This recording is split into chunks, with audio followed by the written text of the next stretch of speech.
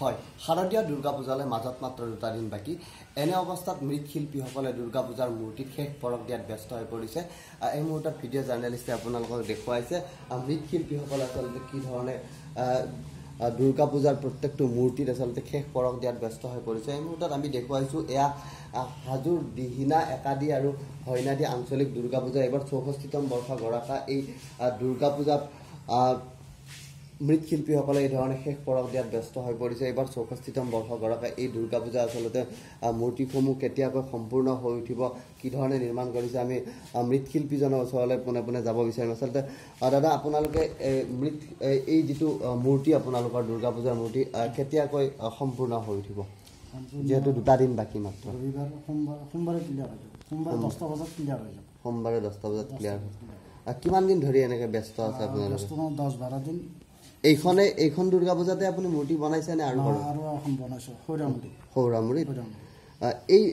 দুৰ্গা পূজাৰ মূৰ্তিসমূহ এইবাৰ কিছু সৰুকে বনাইছে কোভিডৰ কাৰণে এই যিবিলাক কেঁচা সামগ্ৰী আপোনালোকে ক'ৰ পৰা সংগ্ৰহ কৰিছে কেঁচা সামগ্ৰী মাটিটো ইয়াতে পায়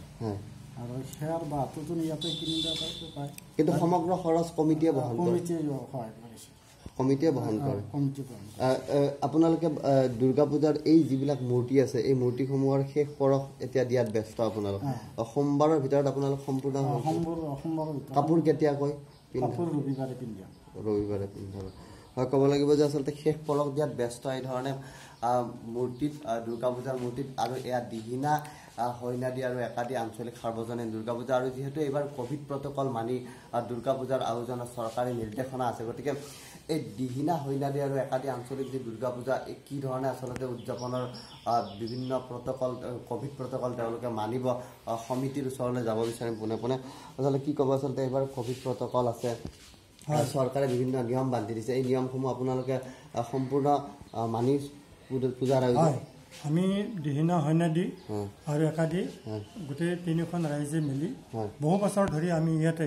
দুৰ্গা পূজা কৰি আহি আছো আৰু এইবাৰো আমি লক্ষ্য কৰিছোঁ যে চৰকাৰৰ যি কোভিড প্ৰটকল এই কোভিড প্ৰটকল প্ৰতি লক্ষ্য ৰাখি SOP আমি মানি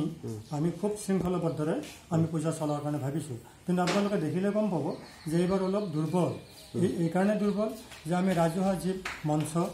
পেণ্ডেল সেইবোৰৰ ব্যৱস্থা কৰা নাই খুব অনুষ্ঠিতকৈ আমি পূজাখন কৰিবলৈ আমি কমিটিখনে সিদ্ধান্ত লৈছোঁ এই অঞ্চলৰ ৰাইজে মিলি সিদ্ধান্ত লৈছে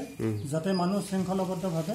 চৰকাৰৰ যি SOP কোভিড প্ৰটকলৰ প্ৰতি লক্ষ্য ৰাখি সেই নীতিসমূহ পালন কৰাৰ কাৰণে আমি কমিটি ইতিমধ্যে সজাগ হৈছোঁ আৰু তাৰ কাৰণে আমি ব্যৱস্থা কৰিছোঁ হয় অন্য এজন বিষয়ববী আচলতে এইবাৰ যিহেতু কোভিড প্ৰটকল মানা হৈছে গতিকে এইবাৰ কিমান ভক্ত আচলতে আপোনালোকে আশা কৰিছে আমি 5000 মানে আশা কৰিছোঁ কিন্তু প্ৰত্যেকজন ভক্তৰ কাৰণে বিশেষ স্যানিটাইজাৰ মাস্কৰ ব্যৱস্থা থাকিব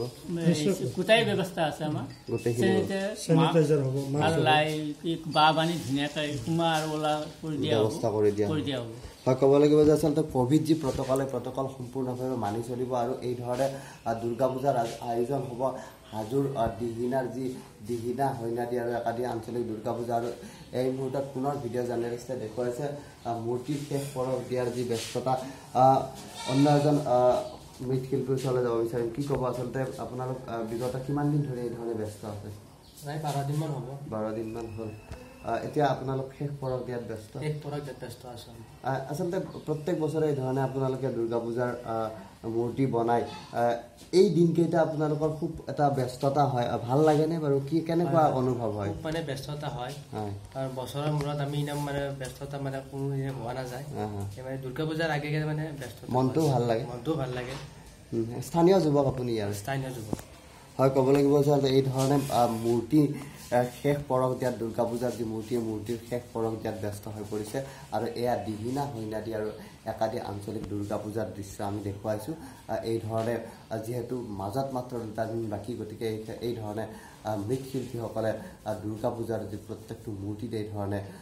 শেষ পৰখ দিয়াত ব্যস্ত কৰিছে